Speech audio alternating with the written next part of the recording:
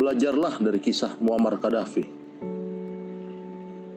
Orang yang dicintai 90% rakyatnya dan akhirnya hancur oleh 10% pengkhianat. Libya yang hancur oleh rakyatnya sendiri. Sama-sama akidahnya. Hati-hati, Indonesia sedang dan akan dibuat seperti Libya, Irak, Suriah, dan Yaman.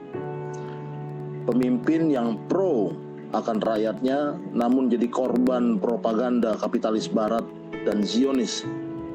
Minggu ini menandai 6 tahun pembunuhan Presiden Libya Muammar Gaddafi.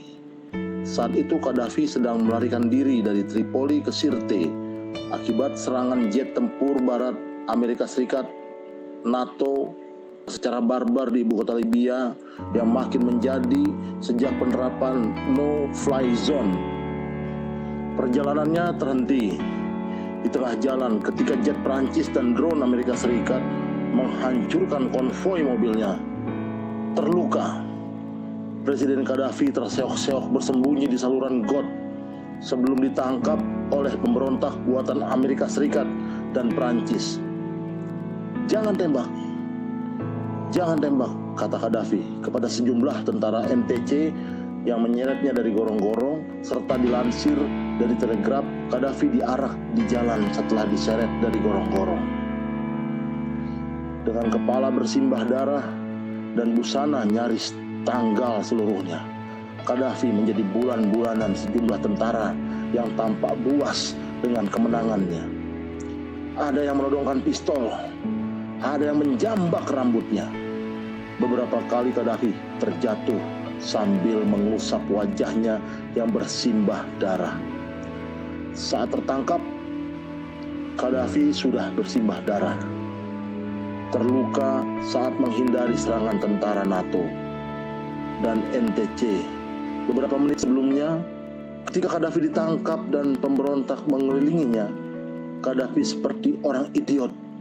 Gaddafi dihajar secara membabi buta oleh orang yang notabene rakyatnya sendiri.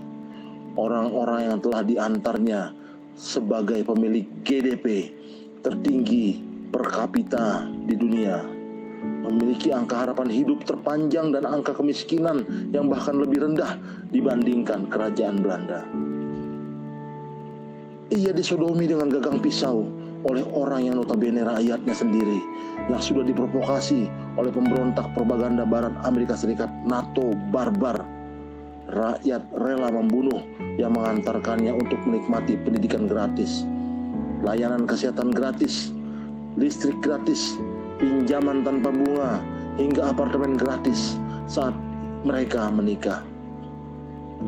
Ia ditembak di kepala dan di dada oleh orang yang notabene rakyatnya sendiri, yang diantarkannya memenuhi universitas-universitas, yang dikuliahkannya ke luar negeri lengkap dengan gaji bulanan dan mobil, yang tetap diberi tunjangan meski menganggur setelah lulus. 1986, Gaddafi sempat lolos dari maut. Jet tempur Amerika Serikat menjatuhkan bom seberat 1 ton di barak Gaddafi di Bab al-Aziza. Bom itu tepat jatuh di tempat tidurnya, membunuh putrinya yang berusia 2 tahun yang sering tidur bersamanya. Malam itu ia tak berada di tempat. Baik dan buruk, Gaddafi hanyalah seorang Beduin yang lahir dalam tenda. Ia membenci kemiskinan dan korupnya dunia Arab yang didominasi dan dieksploitasi oleh Amerika Serikat, Prancis, dan Inggris. Ia juga merupakan pendukung Palestina, Nelson Mandela, Tentara Republik Irlandia, dan separatis Basque. Kini rakyat Libya menyesal telah menggulingkan Gaddafi. Libya telah hancur. Libya telah dalam genggaman Barat, Amerika Serikat, NATO. Rakyat menjadi budak. Yang menikmati adalah elit-elit yang rakus kekuasaan. Pilihan revolusi jauh dari harapan. Ketika kami berdemonstrasi menjatuhkan Gaddafi, kami bermimpi akan menikmati kekayaan negara-negara ini. Sekarang kami menyesal. Kini kami dikelilingi oleh penjahat dan gembong yang haus perang dan haus akan minyak. Kehidupan sangat susah, kemiskinan meningkat, siang malam kami hidup dalam ketakutan. Penyesalan selalu datang terlambat. Nikmatilah. Sekarang hasil Saracen, orang yang haus akan kekuasaan dan minyak. Rest in peace, Kolonel. Belajarlah dari pengalaman dan belajarlah dari sejarah. Cukup sudah Libya, Irak, Suriah, dan beberapa negara di Timur Tengah yang hancur dan seluruh rakyat yang terlibat menghancurkan negaranya menyesal yang sudah terasuk propaganda barat, fitnah, dan hoax. Indonesia tak boleh mengikuti jejak kehancuran akibat kebodohan dan kekonyolan ini.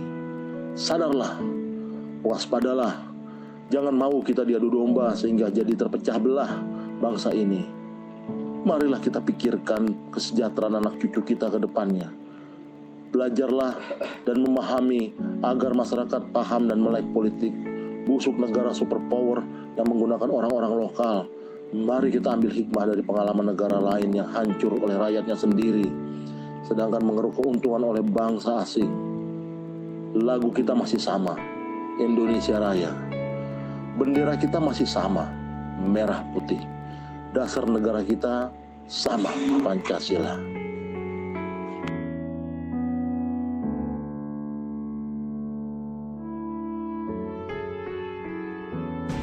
Teman-teman yang baik, jangan lupa untuk mensubscribe channel saya. Caranya gampang, dengan mengklik tulisan subscribe berwarna merah di bawah kanan hingga menjadi berwarna hitam. Kalau sudah berwarna hitam berarti sudah di subscribe. Terima kasih, salam hormat, merdeka.